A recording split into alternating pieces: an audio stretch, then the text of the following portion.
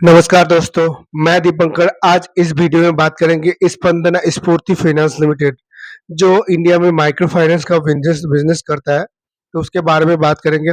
आज इस वीडियो में बात करेंगे कि स्पंदना स्फूर्ति फाइनेंस लिमिटेड में अप्लाई करने के लिए क्या क्वालिफिकेशन चाहिए, स्पंदना स्फूर्ति फाइनेंस लिमिटेड में ज्वाइन करने के लिए कहाँ से आपको अप्लाई करना पड़ेगा, स्पंदना स्फूर्ति फाइनेंस लिमिटेड में क्रेडिट असिस्टेंट का क्या सैलरी होता है और सीनियर क्रेडिट असिस्टेंट का क्या सैलरी होता है, इसका ड्यूटी एंड रिस्पॉन्सिबिलिटी होता है, स्पंदना स्फूर्ति फाइनेंस लिमिटेड में क्या-क्या पोस्ट होता है एक ब्रांच में, और ये सब पोस्ट होता है, इसका ड्यूटी एंड रिस्पॉन्सिबिलिटी क्या होता है।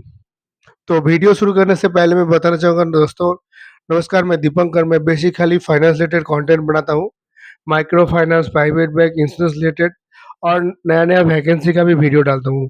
तो जो लोग मेरे चैनल पे पहली बार आए हो, फ्रेशर हो, फाइनेंस रिलेटेड जॉब में जॉइन करना चाहते हो, फाइनेंस रिलेटेड नया-नया वैकेंसी के लिए, आप प्लीज़ मेरे चैनल को लाइक, सब्सक्राइब, कमेंट करके शेयर करके रख दीजिएगा, ताकि इसके बाद जो भी मैं वीडियो डालूँ उसका नोटिफ़िकेशन आपके पास तुरंत चला आए। अगर आपके मन में कोई भी क्वेश्चन हो तो आप मेरे वीडियो के कमेंट बॉक्स में कमेंट कर दीजिएगा। मैं कोशिश करूँगा नेक्स्ट वीडियो में उस टॉपिक में एक डिटेल वीडियो बनाने के लिए। तो सबसे पहले मैं आपको बताना चाहूँगा, स्पंदन स्फूर्ति फाइनेंस लिमिटेड का जो हेड ऑफिस है वो हैदराबाद में है। इंडिया में ये कंपनी 20 से ज़्यादा स्टेट में बिज़नेस कर रहा है। 14,000 से ज़्यादा एम्प्लॉयी इस कंपनी में काम कर रहा है, और मतलब 11,000 से ज़्यादा एसेट अंडर मैनेजमेंट, मतलब 11,900 करोड़ का इनका एसेट अंडर मैनेजमेंट है। मतलब लगभग 12,000 का मतलब कंपनी ये है। तो कंपनी बहुत बड़ा है, और 1600 से ज़्यादा ब्रांचेस इंडिया में है। 14,000 से ज़्यादा एम्प्लॉय काम करते हैं। तो कंपनी बहुत ही बड़ा है और धीरे-धीरे और भी बढ़ता जाएगा। इसलिए एम्प्लॉयमेंट का वैकेंसी भी बहुत आता रहेगा, और बहुत सारे फ्रेशर को ये कंपनी में काम करने में मतलब अपॉर्च्युनिटी मिलेगा। लेकिन बहुत सारे कैंडिडेट को ये क्वेश्चन रहता है कि ये कंपनी में अगर मैं अप्लाई करना चाहूँगा, क्या क्वालिफ़िकेशन होगा? क्या सैलरी एंड इंसेंटिव मिलेगा? तो सबसे पहले मैं आपको बताना चाहूँगा, स्पंदन स्फूर्ति फाइनेंस लिमिटेड में अप्लाई करने के लिए आपका क्वालिफ़िकेशन अगर 12 पास हो तो आप जो है स्पंदन स्फूर्ति फाइनेंस लिमिटेड में अप्लाई कर सकते हो। लेकिन अगर आप ग्रेजुएट हो तो भी अप्लाई अप्लाई कर सकते हो, लेकिन मिनिमम क्वालिफ़िकेशन आपका जो है 12 पास होना चाहिए। ग्रेजुएट होता है तो अच्छा होता है। मैं इसलिए बता रहा हूँ क्योंकि देखिए, 12 पास करके तो कोई भी, बहुत सारे माइक्रो फाइनेंस कंपनी अभी 12 कैंडिडेट को ऑफर दे रहा है। लेकिन फ्यूचर में आपका ग्रोथ के लिए जो है क्वालिफ़िकेशन भी चाहिए। तो मैं आपसे रिकमेंड करूँगा कि आप अगर माइक्रो फाइनेंस में जुड़ रहे हो, करियर को आगे बढ़ाना चाहते हो, तो ग्रेजुएट होके ही जॉइन करो। तो स्पंदन स्फूर्ति फाइनेंस लिमिटेड में जॉइन करने के लिए अगर आप फ्रेशर हो, 12 पास हो, तो जो है क्रेडिट असिस्टेंट के लिए अप्लाई कर सकते हो। एज़ ए क्रेडिट असिस्टेंट का असिस्टेंट मतलब जो होता है, जो फ्रेशर होता है उसको बोला जाता है credit assistant. Credit assistant and senior credit assistant में डिफरेंस क्या है, मैं आपको बताता हूँ। क्रेडिट असिस्टेंट होता है जिनको कोई भी काम नहीं पता है, कंपनी उनको ट्रेनिंग करके, फ्रेशर कैंडिडेट को ट्रेनिंग करके फिर काम फील्ड में उनको काम सिखाया जाता है।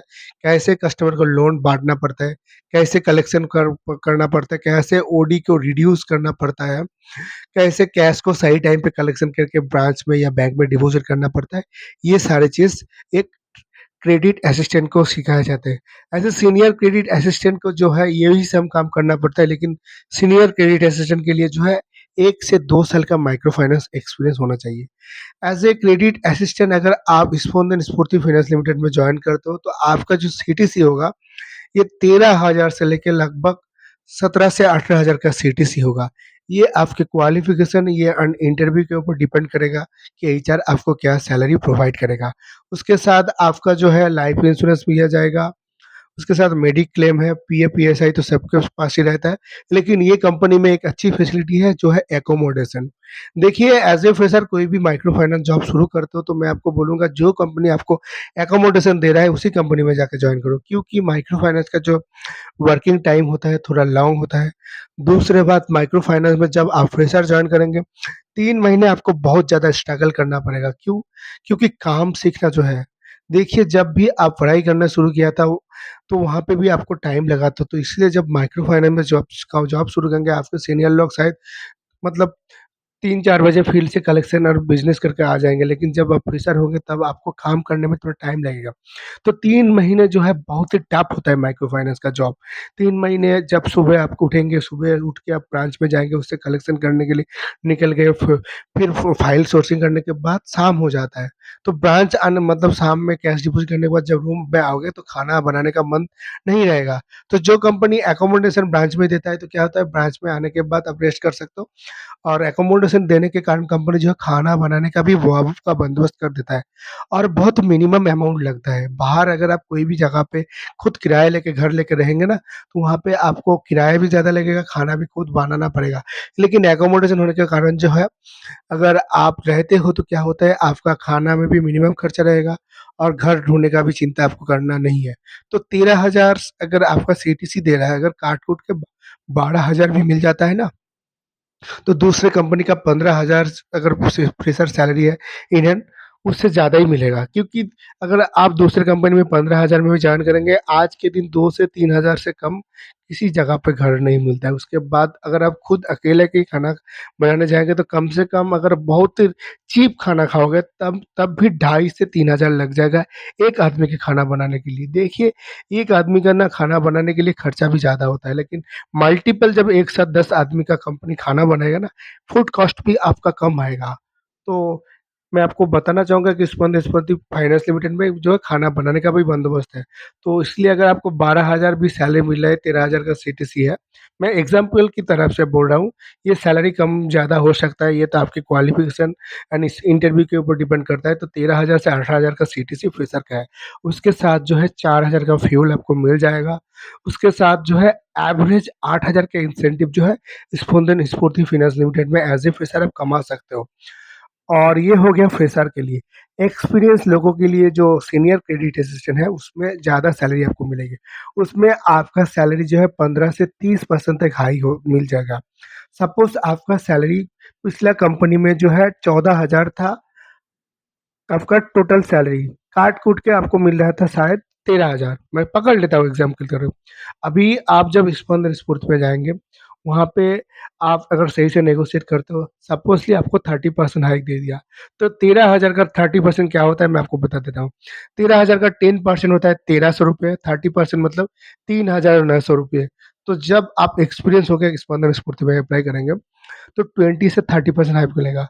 अगर 20% भी हाइक मिल गया, 13,000 का 20% हो गया 2,600, तो 15,600 आपका नेट सैलरी हो गया। और ये जो नेगोशिएशन के ऊपर डिपेंड करता है कितना आपको सैलरी देगा, कंपनी के एचआर आपको डिसाइड करके देगा। लेकिन मैं सिर्फ एग्ज़ाम्पल के लिए बता रहा हूँ कि अगर आप एक्सपीरियंस हो तो 20 से 30% आपको हाई मिलेगी। फिर उसके साथ 4,000 का फ्यूल, उसके साथ 8,000 का इंसेंटिव।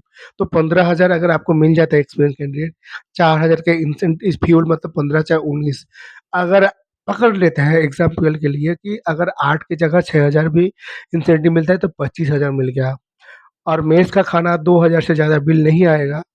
तो पकड़ लेते हैं 2,000 चला गया, 25,000 से 23,000 आपका बचता है, 23,000 से 3,000 एक्स्ट्रा हाथ खर्चा ड्रेस उसमें लग गया, 20,000, 20,000 के अंदर अगर आप 10,000 भी घर में बेचते हो, तब भी आपका 10,000 सेविंग होता है। और फ्रेशर के लिए मैं पकड़ लेता हूँ 12,000 का आपका सैलरी मिलता है, नेट सैलरी सपोज़ पकड़ लेता हूँ, और 4,000 का फ्यूल, 12 चार 16, 5,000 का इंसेंटिव पकड़ लेते हैं। 21,000 एक फ्रेशर कैंडिडेट के लिए बहुत ही ज़्यादा इनकम होता है। उसके बाद 2,000 अगर खाने में चला भी जाता है, 2,000 फिर से अलग से हाथ खर्चा से तब भी 17,000, 17,000 के अंदर 10,000 अगर घर में भेज देते हो तो अभी 10 मतलब 7,000 बच जाता है, तो ये बहुत ही बड़ा अमाउंट होता है। हाँ, माइक्रो फाइनेंस में मेहनत तो है भाई, लेकिन इनकम भी बहुत ज़्यादा है दूसरे इंडस्ट्री, मेरे को लगता है। तो ये हो गया क्रेडिट असिस्टेंट का सैलरी कहाँ से आप अप्लाई कर सकते हो। स्पंदन स्फूर्ति का अगर आपके इलाका में कोई ब्रांचेस है, तो ब्रांचेस में जाके आप डायरेक्ट बायोडाटा जमा करो, वहीं से आपको जो है जॉब, अगर कंपनी को आपका सीवी पसंद आता है तो वहीं से कंपनी आपको फ़ोन करके बुला लेगा। नहीं तो आपके दो फ्रेंड सर्कल में कोई स्पंदन स्फूर्ति में काम करता है, तो उसके इस रिकमेंडेशन लेके आप जा सकते हो। तो स्पंदन स्फूर्ति में आपका पोस्ट है, आपको बताना चाहूँगा credit assistant, senior credit assistant, उसके बाद है ब्रांच मैनेजर, उसके बाद है ऑडिट ऑफिसर। यहाँ पे कोई असिस्टेंट ब्रांच मैनेजर का ग्रेड नहीं है। सही से काम करते हो तो सीनियर क्रेडिट असिस्टेंट के बाद अगर आपका परफॉर्मेंस अच्छा रहता है, तो आप ब्रांच मैनेजर पे भी जा सकते हो। ब्रांच मैनेजर का सैलरी डिप शुरू होता है 25,000 से लेकर 35,000 तक। एक्सपीरियंस हो तो आप जो है उससे भी ज़्यादा मिल सकता है, वहाँ पे भी 20-30% हाइक। स्पंदन स्फूर्ति में ब्रांच मैनेजर के लिए अप्लाई करने के लिए आपका 1 से 4 साल का ब्रांच मैनेजर का एक्सपीरियंस होना चाहिए, तब आप स्पंदन स्फूर्ति में as a branch manager apply कर सकते हो। ऑडिट के लिए जो है माँगा गया है कि कॉमर्स होना चाहिए, पीजी मतलब पीजी इन कॉमर्स होना चाहिए, पोस्ट ग्रेजुएट कॉमर्स हो तो आप अप्लाई कर सकते हो, बीए, बीकॉम होता अच्छा रहेगा, एमबीए होता तो भी अच्छा रहेगा। तो मैं आपको बताना चाहूँगा 2 साल का अगर आपका ऑडिट का एक्सपीरियंस है, अगर आप बीकॉम हो, तो भी आप अप्लाई कर सकते हो ऑडिट के लिए। तो चलिए वीडियो अभी ख़त्म करते हैं। इसी तरह की कंटेंट के लिए आप प्लीज़ मेरे चैनल को सब्सक्राइब कीजिए, शेयर कीजिएगा, कमेंट कीजिएगा। धन्यवाद।